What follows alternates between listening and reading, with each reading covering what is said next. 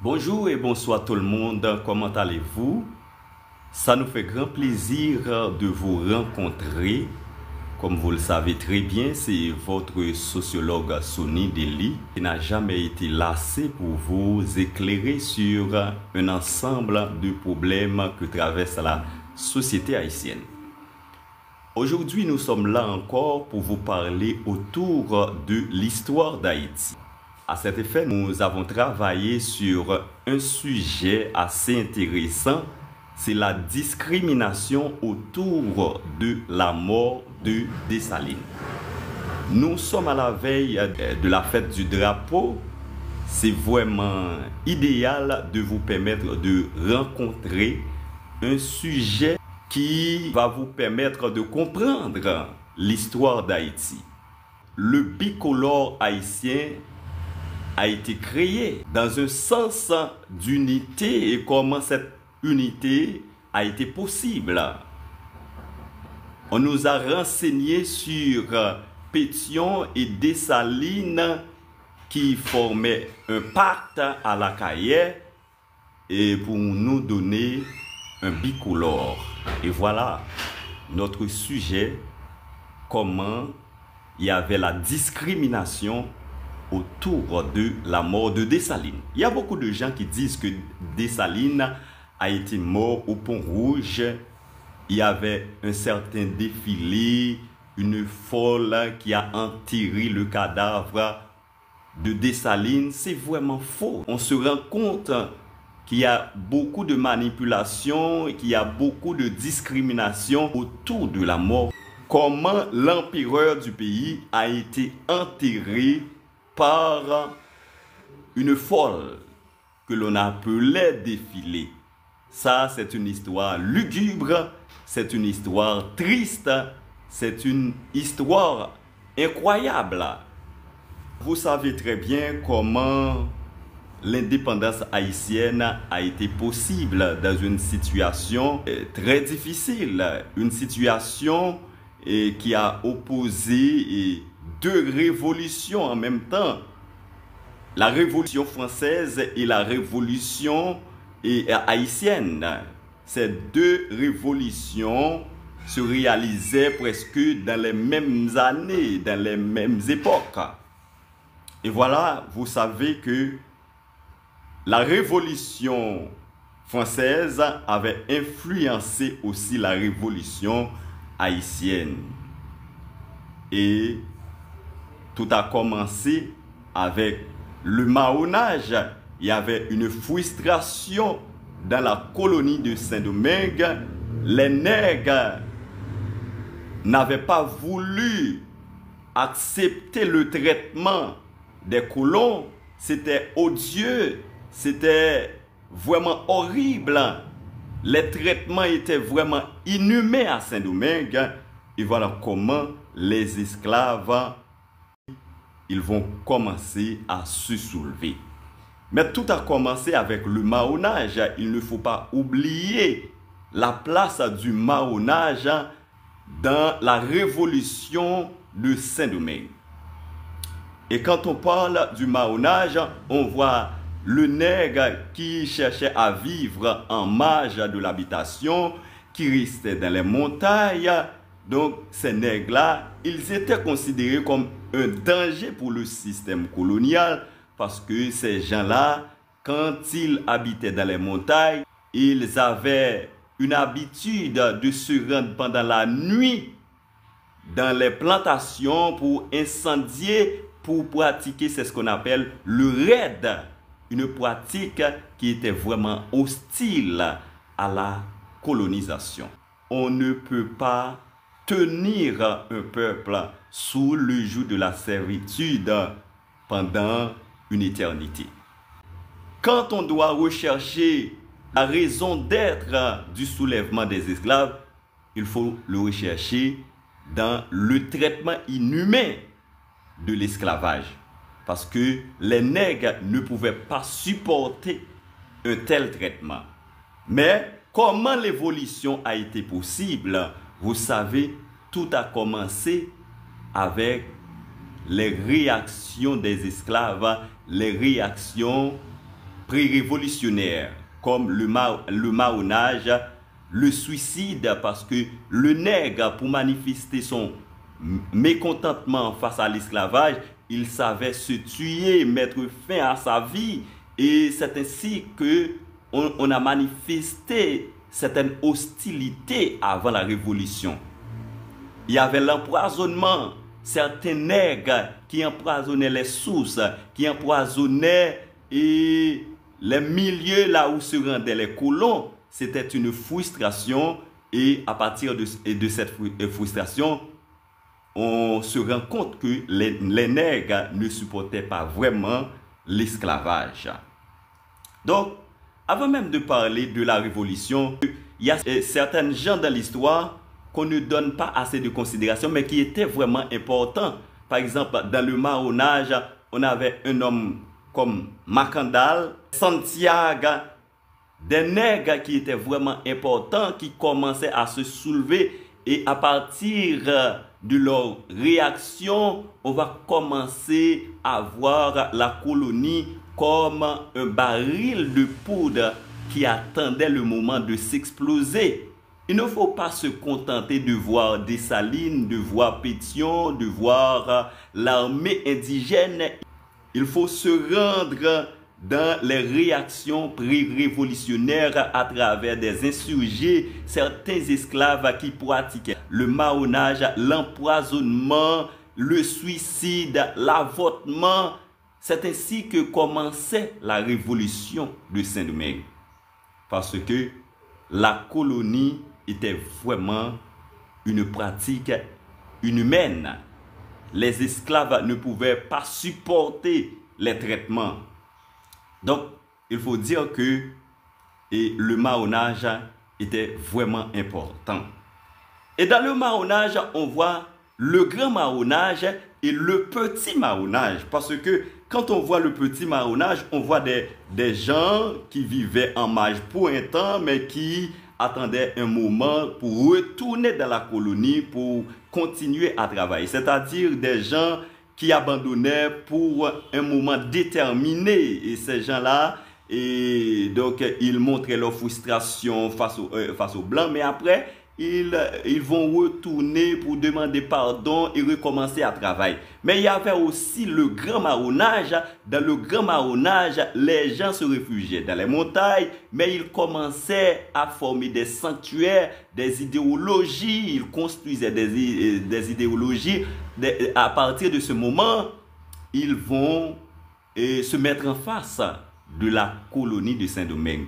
Il ne faut pas oublier des grandes têtes comme Santiago, comme Michel Cacabois, comme Macandal.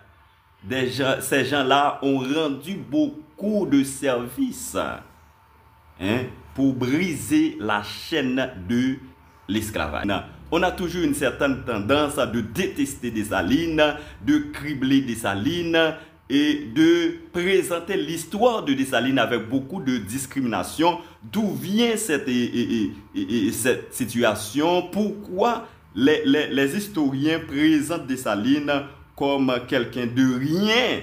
Comment on a humilié Dessalines? Comment on a procédé avec l'histoire de Dessalines? Comment Dessalines ne trouve pas la même faveur que Toussaint Louverture? Donc, il faut commencer dès au départ. Parce que dans la colonie de Saint-Domingue, il y avait une armée que l'on appelait maréchaussée. Et cette armée, donc c'était seulement les affranchis, les hommes de couleur, qui avaient la possibilité d'intégrer la maréchaussée, c'est-à-dire un corps militaire, un corps de police qui était établi dans la colonie. Et ce corps était là pour chasser les esclaves fugitifs, les esclaves qui prenaient la fuite. Donc c'était la maréchaussée qui était là pour chasser maintenant ces esclaves-là. Des éléments qui étaient gênants, qui attendaient l'arrivée des passagers pour les piller. Donc c'était le corps de maréchaussée qui était là pour rappeler à la raison maintenant les esclaves fugitifs. Mais dans la colonie aussi, il y avait un corps une armée coloniale. Il y avait une armée coloniale et cette armée coloniale était construite par des gens venant de la métropole. On a envoyé des soldats venant de la métropole pour faire partie de ce corps armé, l'armée coloniale. Mais après le soulèvement des esclaves, pour commencer de 1791 pour arriver à 1794, il y avait une négociation qui commençait à se réaliser entre les insurgés et la métropole. Vous savez très bien que tout a commencé avec Boukman. On parlait de la révolte générale des esclaves à partir de 1791. Cet événement du bois caïman qui a été considéré comme un point de repère. Et ce point de repère va terminer avec l'indépendance. Maintenant, nous disons que l'indépendance haïtienne n'allait pas être possible s'il n'y avait pas le soulèvement général des esclaves à partir de 1791. Mais ce que vous devez savoir, dans le soulèvement général des esclaves qui était réalisé par Boukman, les esclaves n'espéraient pas l'affranchissement général des esclaves. C'est-à-dire que les esclaves s'étaient soulevés pour demander les 3 jours de liberté qu'ils étaient au courant que la métropole avait exigé à la colonie et les Blancs eux-mêmes, ils ont refusé dans la colonie. C'est pour cette raison les esclaves s'étaient soulevés, ils s'étaient mis à côté de Boukman pour demander l'exécution des 3 jours de liberté. C'est-à-dire que ces esclaves qui s'étaient soulevés pendant 1791, ils n'avaient pas l'intention pour briser le système esclavagiste. Mais l'homme qui a incarné le rêve de la liberté générale à Saint-Domingue, c'était Toussaint Louverture. Et Toussaint Louverture, lui-même, il travaillait dans un premier temps à côté de l'Espagne et il a rendu beaucoup de services à côté de l'Espagne. Puis, il s'était mis à côté de la France parce que la France était beaucoup plus profitable pour Toussaint Louverture parce que le rêve de Toussaint Louverture, c'était de mettre fin à l'esclavage.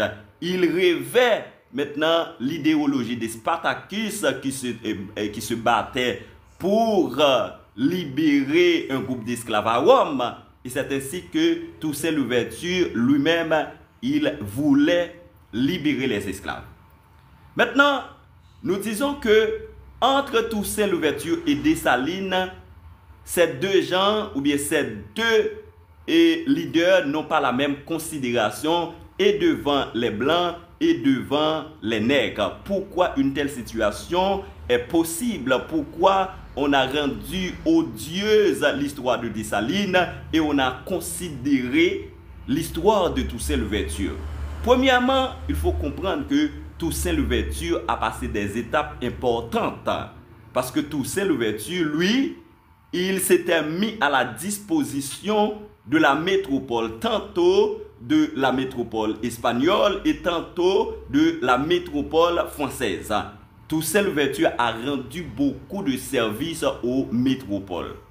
Et à partir de 1794, Toussaint Louverture, on a parlé de revirement de Toussaint Louverture parce qu'il a changé de camp pour abandonner le camp des Espagnols pour venir dans le camp des Français. On a parlé de revirement de Toussaint Louverture.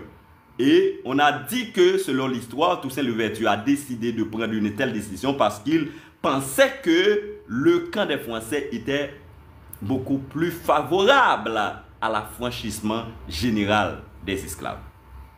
Maintenant, essayons de remarquer, après la 3e commission civile à Saint-Domingue, les esclaves ne pensaient pas à retourner dans la colonie de Saint-Domingue parce que il y avait beaucoup de tentatives pour essayer de convaincre les esclaves à retourner dans les colonies ou bien dans les ateliers, mais les esclaves, ils deviennent beaucoup plus hostiles à l'esclavage au fur et à mesure, parce que on a passé de 3 jours de liberté à la perspective liberté générale. C'est-à-dire que pour Boukman rêvait de donner aux esclaves les 3 jours de liberté, mais pour Toussaint, il rêvait de libérer tous les esclaves. Et pourquoi? C'est parce que après les négociations de la métropole avec les insurgés, maintenant ces négociations n'avaient donné aucun résultat. La première commission civile a échoué parce que les insurgés ont demandé 300 esclaves et 300 libérations pour admettre de retourner dans les ateliers, et les colons avaient refusé, et cette décision a passé à 60 esclaves. Les colons avaient aussi refusé, et voilà comment les insurgés, ils n'acceptaient pas de retourner dans les ateliers. Et la deuxième commission civile aussi a échoué parce que les négociations entre les colons et les esclaves n'avaient donné aucun résultat. Ok? Maintenant, l'évolution a permis à Toussaint Louverture de se mettre à la tête des esclaves. Et c'est ainsi que vous allez comprendre qu'à partir de 1801, Toussaint Louverture était le chef conséquent, il était le plus influent, le plus habile de l'armée coloniale. Et quand on voit l'armée coloniale, on voit l'armée de la France qui était dans la colonie pour protéger les intérêts de la colonie française. Maintenant, quand on doit regarder l'importance de Toussaint Louverture aux yeux des Français, aux yeux de la métropole française, c'est parce que Toussaint Louverture, lui, il était profitable, il était favorable aux Français. Et c'est grâce à Toussaint Louverture qu'on a réuni l'île entière. L'île entière était dirigée par la France grâce à Toussaint Louverture. Avec le traité de Bâle, l'Espagne avait donné Saint-Domingue, la partie de l'Est, à la France. Et c'est grâce aux différentes batailles de Toussaint Louverture. Ce qui veut dire que Toussaint Louverture était vraiment un homme efficace pour la métropole française. Voilà que en 1794, on a parlé de l'affranchissement général des esclaves. Toussaint Louverture était arrivé à son rêve. Il a concrétisé son rêve de libérer tous les esclaves. Il ne faut pas confondre l'indépendance avec la liberté générale des esclaves. Parce que les esclaves étaient déjà libres depuis 1794. La France reconnaissait qu'il n'y avait plus l'esclavage dans la colonie de Saint-Domingue. Grâce à Toussaint Louverture, on a mené différentes batailles pour arriver pour contraindre la métropole française à accepter la liberté générale des esclaves. Et ça a été fait par les manœuvres de Toussaint Louverture. Vous savez que la France avait rendu compte qu'un homme comme Toussaint Louverture était nécessaire pour son service. Et c'est ainsi que vers les années 1801, Toussaint Louverture, il a éliminé des adversaires farouches, comme Rigaud. Il a éliminé des adversaires farouches comme Hédouville qui était en mission pour faire une négociation avec les esclaves. Et Toussaint, lui, un homme stratège, un homme intelligent, il a épargné avec adresse. Il a éludé avec adresse tous ses adversaires et il s'était placé comme l'homme le plus efficace, le plus capable à Saint-Domingue. Et voilà, donc, et la métropole française avait une confiance en Toussaint Louverture.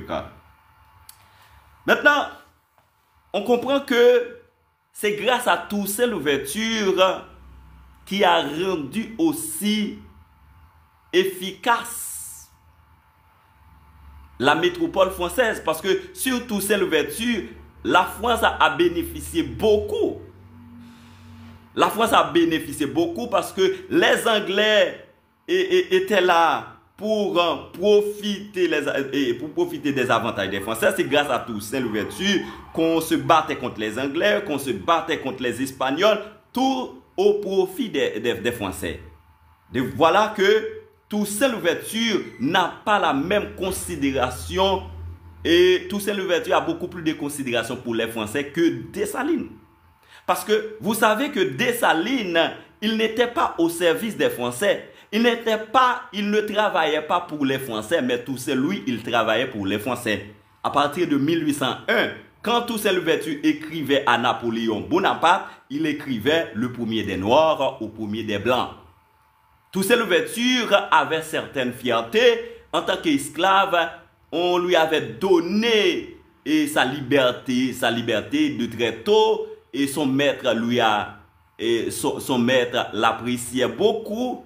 Et Toussaint Louverture était propriétaire d'esclaves aussi. C'est-à-dire que la vie de Toussaint Louverture n'était pas la même que celle de Dessalines.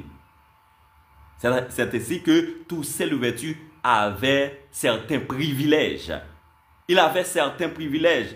Maintenant, il faut voir l'importance de Toussaint Louverture aux yeux des Français, aux yeux de la métropole française.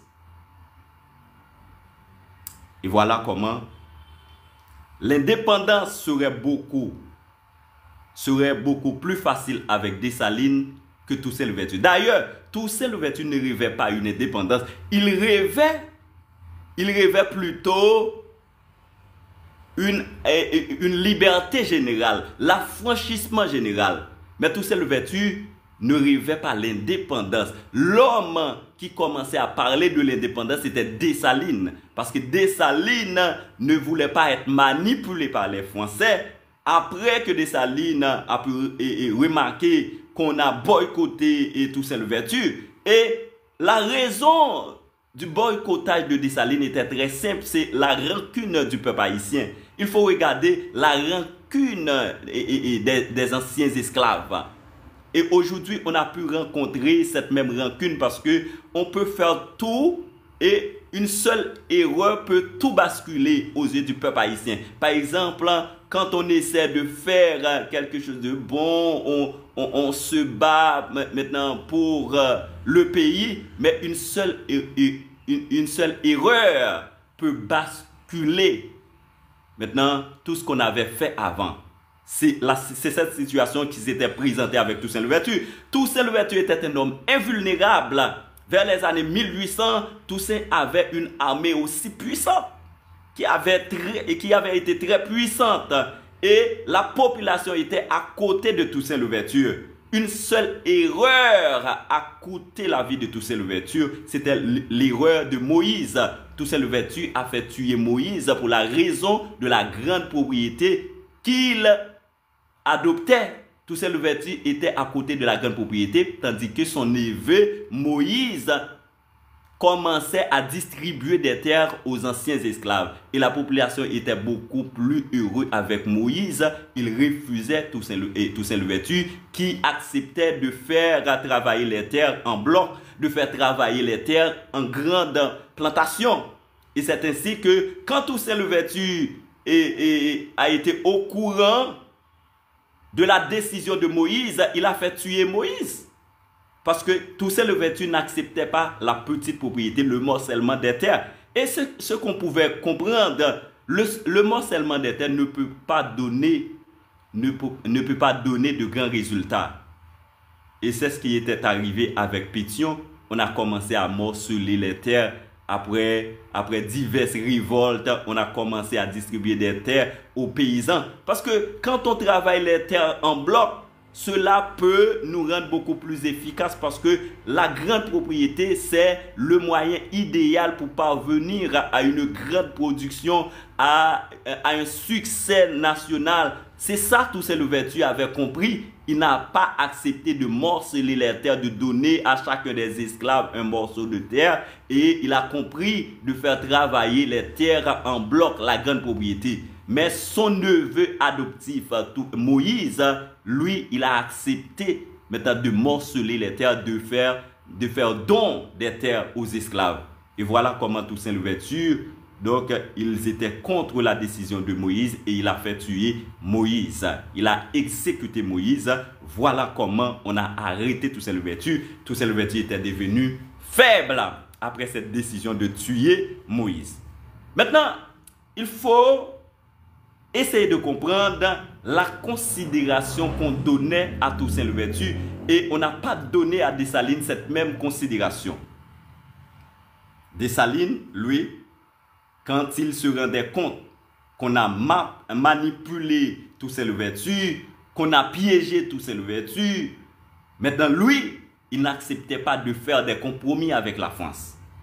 Et dans un certain sens, il faut dire que Dessalines n'était pas le même personnage. Il n'était pas construit de la même façon que Toussaint Louverture. Voilà, vous savez que Dessalines a été un esclave à talent et des fois, on lui a donné des coups de fouet, c'est-à-dire il vivait avec des séquelles de l'esclavage. Il vivait avec des cicatrices. Il vivait avec des mauvais souvenirs de l'esclavage. Et quand Dessalines était arrivé à la tête de l'armée de l'indigène, il n'avait pas la même décision que Toussaint Louverture. Toussaint Louverture, il rêvait d'unifier la colonie de Saint-Domingue, de former une colonie en donnant aux Blancs une hégémonie, en donnant aux Blancs une certaine domination, malgré les esclaves étaient déjà libres. Mais vous voyez, avec Toussaint Louverture, les Blancs étaient en haut de l'échelle. Et on trouvait les hauts fonctionnaires, les grands les propriétaires de terre. Donc, avec Toussaint Louverture, on ne pensait plus avec une société féodale qu'une société totalement indépendante. Voilà que Toussaint Louverture, son rêve était de rendre prospère la colonie de Saint-Domingue économiquement et était de travailler pour la consistance économique de Saint-Domingue. Et cela a été fait avec Toussaint Louverture. On avait beaucoup d'économies dans le pays. Mais cela a été différent pour Dessalines parce que après l'arrestation de Toussaint Louverture, Dessalines avait rendu compte que les compromis avec les Blancs pouvaient lui rendre fragile et c'est à ce moment il a dissipé toutes les relations avec les Blancs. Et à partir de 1803, quand Napoléon avait voulu rétablir l'esclavage dans la colonie et ces esclaves-là qui étaient déjà libres depuis 1794 et la Convention Montagnarde en France avait accepté la libération des esclaves dès 1794 et à partir de 1801, maintenant, il y avait un chef qui prenait les rênes du pouvoir en France. C'était Napoléon Bonaparte. Lui, il avait voulu retourner l'esclavage dans la colonie de Saint-Domingue. Et voilà comment, avec le coup d'État des 18 Brumaire en France, vous savez, 18 Brumaire, cela est équivalent à 7 novembre, puisque dans la Révolution française, on a tout changé, on a changé les mois ventoses, les mois Brumaire, Thermidor, etc. Et comme ça, Napoléon avait voulu rétablir l'esclavage de la colonie de Saint-Domingue. Et quand Dessalines était au courant de cette décision, il a passé à une autre décision. Il a dit à Pétion, voilà ce qu'on va faire. Si Napoléon a décidé de rétablir l'esclavage, c'est qu'il se met en face de notre décision de liberté. Et voilà, le 18 mai 1803, on a formé un pacte entre les affranchis et les nègres. Et ce pacte disait clairement, on voulait susseoir la relation de la métropole française et de Saint-Domingue. Dessalines avait décidé de retirer la colonie de Saint-Domingue entre les mains des Français. Pourquoi? C'est parce que Dessalines lui-même, il pensait que s'il continue maintenant à se mettre obéissant, s'il continue à se montrer naïf comme Toussaint Louverture, donc on pouvait lui piéger. Et c'est ainsi qu'il a décidé de rompre toutes les relations avec la métropole française. Maintenant, on a essayé de comprendre, dans l'histoire, il y avait beaucoup de discrimination parce que on nous montre que Dessalines a été mort comme un insignifiant, comme quelqu'un qui n'avait pas assez d'importance. Ça, c'est la discrimination. Comment on peut comprendre que Dessalines a été mort? On dit dans l'histoire, c'est une folle qui a enterré le cadavre de Dessalines. Ça, c'est la pire aberration. C'est une histoire incroyable, inacceptable. Comment on peut accepter une telle histoire? C'est parce que il faut regarder au lendemain de 1804, les gens qui ont rédigé l'histoire, ils n'étaient pas des Noirs, ils n'étaient pas des partisans de Dessalines. Parce que Dessalines était un homme qui était vu comme un personnage horrible. Parce que Dessalines, il a massacré les Français. Pour rendre possible cette indépendance, il a décidé d'éliminer les Français. Il a décidé de chasser les Français. Il a décidé de rompre toutes les relations avec les Français. Et c'est ainsi qu'on a considéré Dessalines comme étant un barbare, comme étant un criminel, comme étant un homme qui a perdu sa tête. Mais c'était sa façon de réagir en tant qu'esclave, en tant qu'un ancien esclave qui n'avait aucun privilège, comme Toussaint Louverture. Donc, il vivait avec des séquelles de l'esclavage. Des fois, on lui châtiait. Donc, il pensait à des mauvais souvenirs. Il ne voulait pas retourner dans l'esclavage. Et c'est ainsi que Dessalines avait un comportement différent que Toussaint Louverture, parce que Toussaint Louverture, il était un privilégié. C'est vrai que Toussaint Louverture était esclave, mais à un moment donné, il bénéficiait certaines faveurs de son maître. Il a appris à lire et à écrire par son maître. Et Toussaint Louverture, il était de très tôt libre.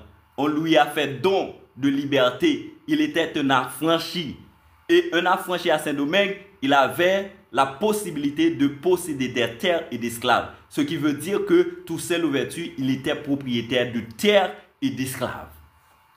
Voilà que la décision de Dessalines n'était pas celle de Toussaint Louverture. Parce que Toussaint Louverture, il avait une certaine tendance d'arranger les Français. Il avait une certaine tendance de prioriser les Français. Malgré après la liberté générale des esclaves, les esclaves étaient libres, c'est vrai, mais Toussaint Louverture a gardé certaines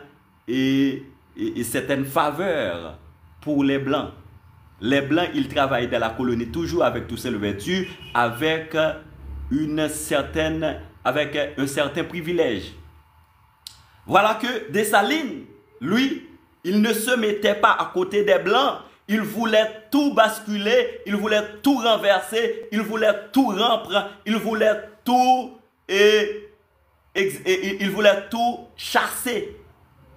Ce qui veut dire que son compromis avec les Blancs était vraiment difficile. Et voilà comment on a considéré Dessalines comme un bourreau, on a considéré Dessalines comme un traître, on a considéré Dessalines comme un barbare. Et au lendemain de 1804, quand on devait rédiger l'histoire, Dessalines a été victime d'une discrimination.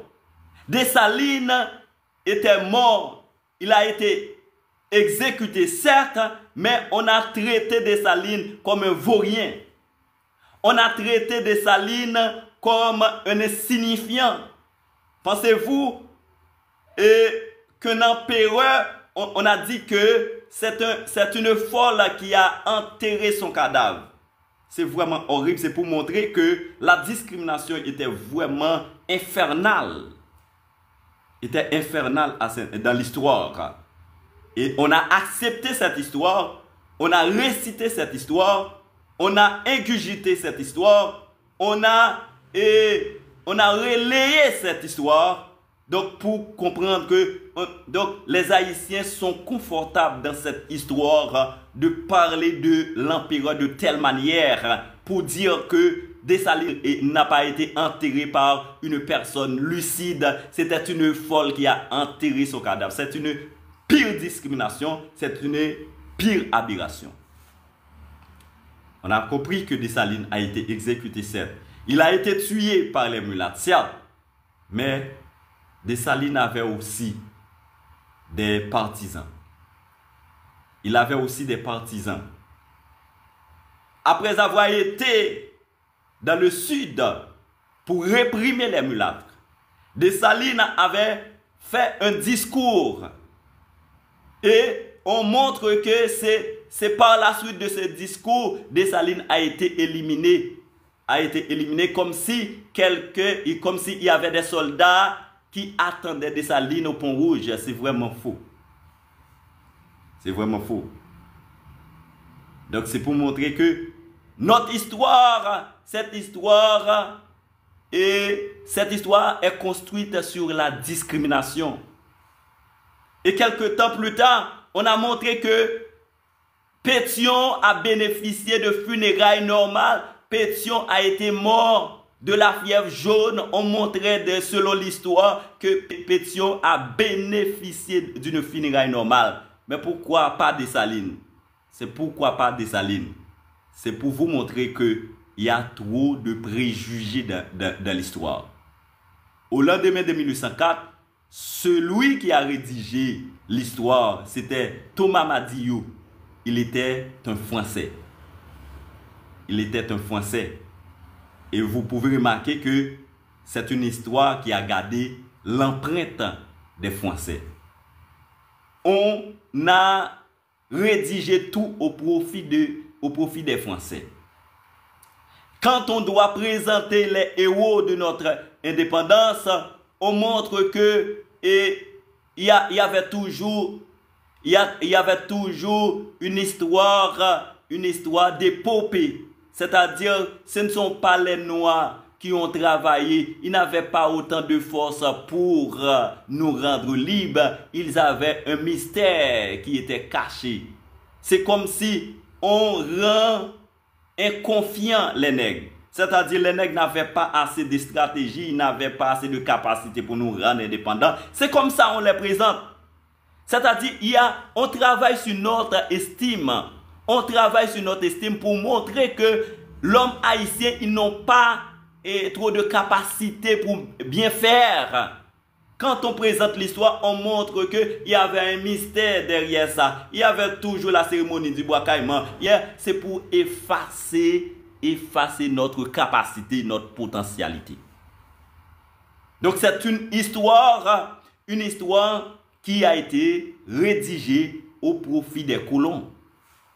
Une histoire qui a été rédigée au profit des Français. Une histoire qui a été rédigée au profit des mulâtres. Maintenant, il faut essayer de comprendre que Dessalines était un homme très efficace. Et au lendemain de 1804, Dessalines était l'homme qui voulait unifier la société haïtienne, la population haïtienne. Il voulait placer la justice sociale comme un élément fondamental. Quand il disait, et les pauvres noirs dont les personnes en Afrique sont en Afrique, n'auront-ils rien? C'est-à-dire qu'il voulait une égalité entre les mulâtres et les affranchis. C'est-à-dire la question de justice sociale, la question d'un équilibre dans la société haïtienne. Dessalines l'avait déjà montré dans sa justice sociale. Donc, il faut comprendre que notre histoire, cette histoire, n'a pas été bien rédigée. Elle a gardé des empreintes des anciens colons. Elle a gardé des empreintes des mulâtres. Elle a été rédigée au profit de nos exploitants. Aujourd'hui, nous pouvons remarquer qu'il y a un sous-estime au sein de la population haïtienne, c'est que les gens ont rendu compte qu'ils ne peuvent rien faire pour se démarquer de cette situation ou bien pour se sortir de cette situation parce que nous vivons avec tant de méfiance. Nous n'avons pas de considération sur nous-mêmes parce que dans l'histoire, on nous présente comme des gens amorphes. Ce sont toujours des esprits, ce sont toujours des mystères, ce sont toujours des gens qui cachent derrière nous, qui nous permettaient certains exploits. Il n'y avait pas Dessalines vraiment, il n'y avait pas Dessalines, il n'y avait pas Christophe. C'est comme si on nous présente comme des amorphes, des débiles, des gens incapables. Aujourd'hui, les gens ont compris qu'ils n'avaient pas assez de capacité pour résister. Et c'est ainsi que nous sommes dans une situation là où personne n'accepte de se battre avec beaucoup de fierté. C'est toujours Naptan blanc, c'est toujours Naptan on l'autre monde vient mêler dans affaire nous. Donc l'histoire est coupable de notre situation. On nous a présenté une histoire qui est là pour combattre notre estime. Une histoire qui est là pour nous détruire. Une histoire qui est là pour se mettre en face de notre potentialité, de notre savoir-faire, de notre capacité, de notre pouvoir. Et voilà comment Dessalines a été saboté. Dessalines a été saboté. On présente Dessalines comme quelqu'un qui n'avait pas d'importance. Aujourd'hui, quand on présente Dessalines, on fait une façon pour pouvoir éliminer le personnage en soi. C'est ainsi qu'on présente toujours toutes ces vertus comme un héros, quelqu'un qui a résisté contre plusieurs pays, contre les Anglais, contre l'Espagne, et qui a rendu possible beaucoup de privilèges aux Français. Mais quant à Dessalines, on présente Dessalines comme un barbare. On présente toujours Dessalines comme un barbare. Donc, il faut regarder encore l'histoire de notre pays. Parce que Dessalines, il était un homme efficace. Il était un homme capable. Il était un homme qui se battait pour notre indépendance. Et l'idéal de Dessalines, c'est cet idéal que nous devons continuer dans notre société. L'idéal qui cherchait à réunir toutes les entités de la société haïtienne dans une même table. Sur une même table. Nous devons comprendre que la rivalité qu'on essaie de prôner dans la société haïtienne, cette rivalité n'a pas sa place. Et les affranchis et les nègres, ils ont combattu pour notre indépendance. Ils se mettaient maintenant pour notre indépendance. Et aujourd'hui, nous devons apprendre à se mettre ensemble. Parce que s'il n'y avait pas en 1803, 18 mai 1803, on n'aurait pas eu l'indépendance haïtienne. On n'aurait pas eu l'indépendance haïtienne. Il faut comprendre les manœuvres, les stratégies des anciens colons pour nous abattre, pour nous mettre en quarantaine, pour combattre notre capacité de peuple. Parce que Dessalines, lui, il a fait un bon travail. Et le monde en soi devait comprendre la dynamique que développait Dessalines. Le monde devait comprendre ce personnage. Et c'est bien malheureux. Dans le monde, on cherchait toujours à détruire ce personnage. Dessalines ne rêvait pas la rivalité entre les mulattes et les nègres. Il rêvait une société où les mulâtres et les nègres se mettent ensemble. Ils se mettent ensemble pour notre bonheur. Aujourd'hui, nous avons du mal à comprendre la stratégie de notre empereur. Nous avons du mal à comprendre comment 18 mai a été possible.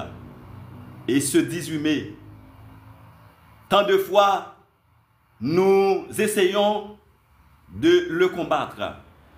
Nous essayons d'exclure les mulâtres. Nous essayons d'exclure certains membres de la société haïtienne. Nous essayons de dire que voilà comment nous devons chasser telle catégorie de gens qui ne doivent pas être membres de la société haïtienne. Et nous rendons possible, nous rendons responsables certaines gens dans la société haïtienne de nos malheurs. Aujourd'hui, nous devons comprendre, seule l'entente, seule l'union peut nous amener vers une vraie liberté.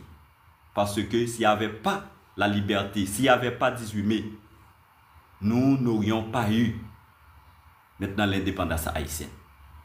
Essayez de comprendre que le 18 mai, cela marque une date très importante dans notre histoire. Une date qui nous rappelle l'entente qu'il y a eu entre les affranchis et les esclaves. Et cette entente, nous devons la prôner dans notre société. Nous devons la considérer dans notre société. Nous devons la chouchouter dans notre société. Nous devons la reprendre dans notre société. Parce que c'est ça qui vraiment direction que nous devons prendre. Dessalines te quitté ça pour nous et nous devons admettre pour nous connaître que ni blanc, ni mulatio, yo c'est haïtien et ni nèg tête graine, yo c'est haïtien pour nous mettre tête nous ensemble pour nous faire un autre pays. Si nous combattons l'idéal de Dessalines, si nous combattons l'idéal de Pétion, si nous combattons l'idéal de se mettre ensemble, nous disons que nous envoie pour nous créer une plus mauvaise société. Nous envoie pour nous ruiner la société. Parce que rêve, parce que stratégie qui te ban nous indépendance, ce n'est pas stratégie côté que c'est nèg tête graine seulement qui te bataille. Ce n'est pas stratégie que c'est nèg en haut seulement qui te bataille, mais c'était une stratégie qui te unifié la société vers l'indépendance. Merci parce que nous toujours tandem. Il était bon pour nous montrer que l'histoire de discrimination, ça peut nous amener vers notre échec total. Il faut reconsidérer notre image à travers une entente, à travers une solidarité entre les hommes de couleur et les nègres à Saint-Domingue. Et c'est ça qui permet que nous aboutissions vers un changement. Merci parce que nous toujours tandem. C'est sociologue Sonny Deli qui est toujours là pour vous, pour capable aider à comprendre la réalité dans laquelle nous nous trouvons. Merci parce que vous avez toujours une possibilité pour nous capables de parler de société haïtienne. Et m'espérez pour l'autre moment. Merci. Bye bye.